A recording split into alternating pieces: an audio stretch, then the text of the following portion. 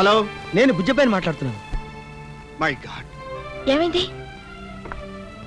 మీ బాబాయ్ ప్రాణాలు తీయటానికి మీ నాన్న పథకం వేశాడు. మీ బాబాయిని మనం కాపాడగలిగితే వాళ్ళ రహస్యాలన్నీ బయటపడతాయి. మా బాబాయిని మా నాన్న ఎందుకు చంపుతాడు? మీ చెల్లెలు రాణిని ఎందుకు చంపాడో అందుకే. రాణిని మా నాన్న చంపాడా? నా 2 కళ్ళ సాక్షిగా. అంటే మీరు ప్రతాప్ వెతుకుతున్న చంద్రాన్. ఇక్కడ అర్థం లేని ప్రశ్నలతో టైం వేస్ట్ చేస్తూ కూర్చుంటే అక్కడ పిడుగుపడి మీ బాబాయ్ చచ్చిపోతాడు. అసలు నిజం ఎవరికీ తెలియకుండా భూస్థాపితం అయిపోతుంది. కమాన్.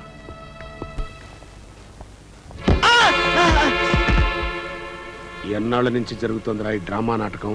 నువ్వు మా నాన్నని చంపిన హంతకుడు అని తెలిసిన దగ్గర నుంచి. సో ఆడు చంద్రంగాడు అన్నమాట. ఆడిని నిన్ను కలిపి ఫినిష్ చేసేస్తా. అయ్యా వేసండ్రా. అదో పని.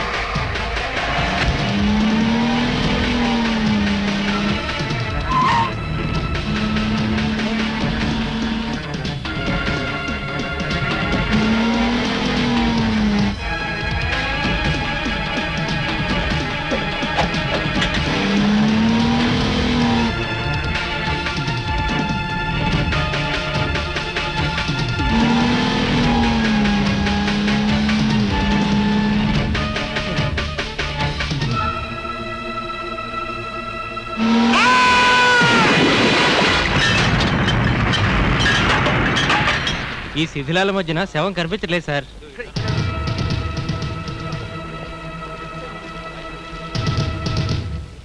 నాకు తెలుసండి, ఇదంతా కుట్ర.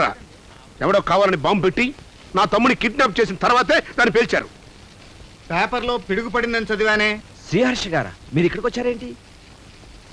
పిడుగుపాటుతో చనిపోయిన సెంట్రీలు ఇద్దరికి చెరో 1,00,000 విరాళం ఇద్దామని వచ్చా. అంత దానగుణం ఉంటే ఇచ్చుకోండి, అంతేగాని బాంబును పట్టుకుని పిడిగంటారేంటి?